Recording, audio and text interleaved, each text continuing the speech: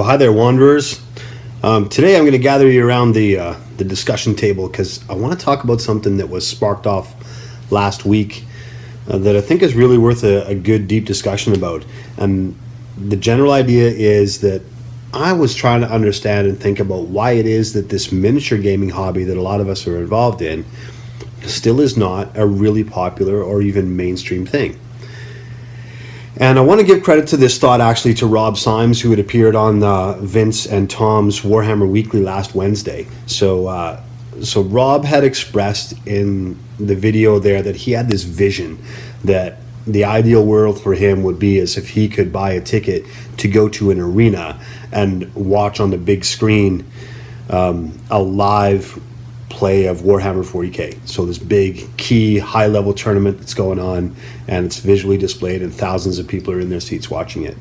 I mean, this goes on for esports, this goes on for various other things, ping pong, darts even, for Christ's sakes. They pay to be in a coliseum to watch this stuff go on. And they had a bit of a giggle about it when it was going on and thought, is that really so far-fetched? Is it really too much to ask for miniature gaming to be on par with all those other things that I mentioned, amongst many other things? I don't think it is. So therefore, the next question is, well, A, why can't it be? And then B, if we think it can, and I think it can, then how do we get there? So let's look at the root of the problem. Why is this not so wildly popular? Well, I think I'm willing to admit that the community as a whole that's involved in miniature gaming is just really not that good at self-promoting. Maybe that stems from the fact that it's still a little bit of a stigmatized thing. Like when you try to explain to the uninitiated that don't know what you're doing, how do you explain it? You know, do you say, I paint little toy soldiers? Do you say, I craft figurines? Do you say, I am an artist? Do you say I'm an artisan? Do you call it, or do you just say that I'm a gamer and I spend hours and hours a week pushing these little figures around and rolling dice? Either way, no matter how you frame it, I think the trouble is that internally there's a lot of us that feel that there's some sort of stigma or negative social moray that's attached to those things. But I think we need to lose that. And we need to, because a lot of that is self-imposed. A lot of that stigma is self-imposed, I believe. There's no reason you can't be proud of being a hobbyist. I mean, everybody across the board has all kinds of hobbies, whether they be closet hobbies or open ones. There's a whole myriad of them. And I think if you really understand what you do is you are all those things that I mentioned before. You're an artist. You're a gamer, you're a craftsman, you're a hobbyist, you're creative. All of those things, when you put it in that context, those are positive things. Those can be viewed by a whole spectrum of people as a character trait that is desirable. So when you attach it to that, hopefully that can get you past that inner self-imposed stigma that I don't want to tell my coworkers that I play with toy soldiers. But can you tell your coworkers that you're a painter, that you're a craftsman? I think you can, absolutely. And so it rests upon us within the community that are already initiated and already involved to step up and do that. Now, the second thing that I think that we have a little bit of barrier about, and I think that this is a self-imposed thing as well, is that there's many of us that think the other people that we're interacting with just wouldn't be interested. Right? Like it is a niche group already because we've allowed it to be that. But are we allowing it to be that because we're protecting the inner circle of the group and we don't want to disrupt it?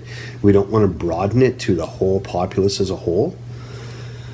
And I wonder if what your thoughts on that are as to why that is. But let me explain a little bit more what I mean.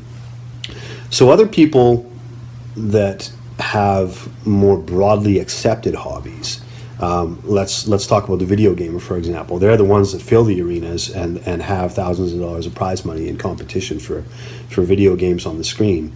They flood YouTube and they're readily available. 15 years ago, 20 years ago, those people had that stigma of I'm a video gamer. Wow, The imagery is this mouth-breathing neckbeard that can't move out of his parents' basement, sitting down there with his Nintendo, plugging away on Super Mario Brother buttons. Right? That was the stigma a long time ago. It's not that anymore. It's all spectrums of people that are involved in that. Right? Any walk of life, any profession can be a video gamer, whether they're playing FIFA soccer at home or whether they're playing Call of Duty and blasting each other, or shooting aliens or flying spaceships. Broad spectrum. Men, women, boys, girls, all involved in that stuff. Now, other things that I thought was very odd is at home here, my wife is involved in getting coloring books.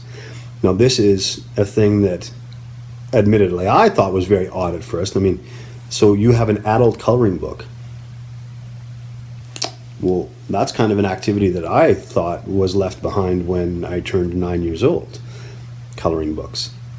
But, it's thematic. The design of the coloring books is I guess a little bit more advanced than the kid coloring book where I was painting Peter, sketching Peter Rabbit or something like that in there. But it's much more advanced than that now. It's deeper. And it has become a trend that is blowing up. Like I was in shops over those last couple of weeks, and I see that they have whole sections in bookstores of adult coloring books. It's right there. There's a whole wall of them. That's become mainstream as to something that wasn't a number of years ago. Something that I think about as well that other people that I know are deeply involved in is scrapbooking.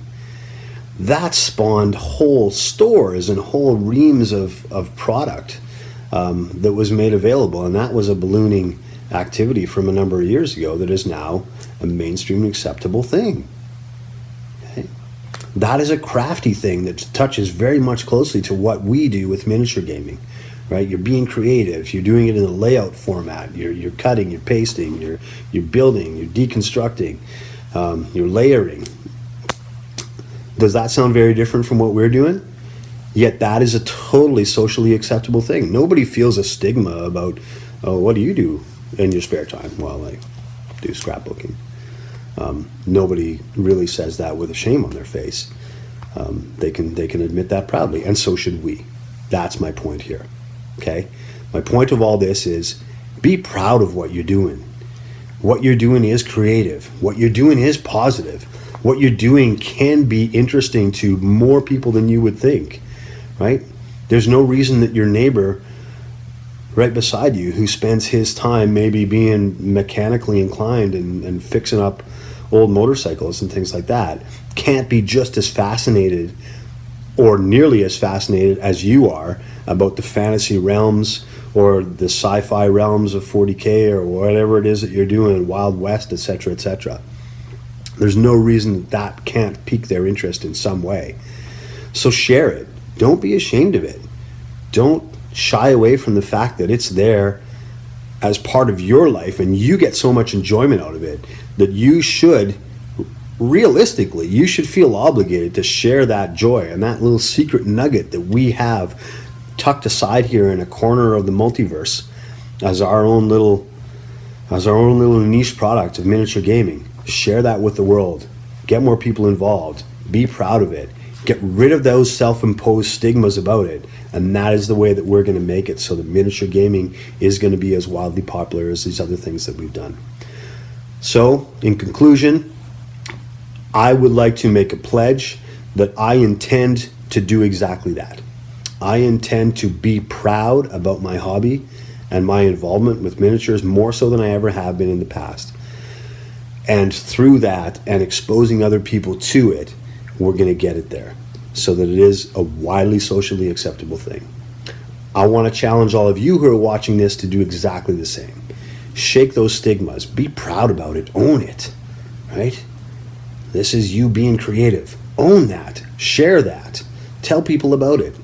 Okay? Let's make it not a closet activity. Let's make it a broad activity. So I'm with you, Rob Symes. I want to see it just like you. Let's reconvene. Let's do this in 5-6 years. Let's look back, and we'll see if we're sitting side by side in an arena watching people roll dice on a big screen on the stage above us.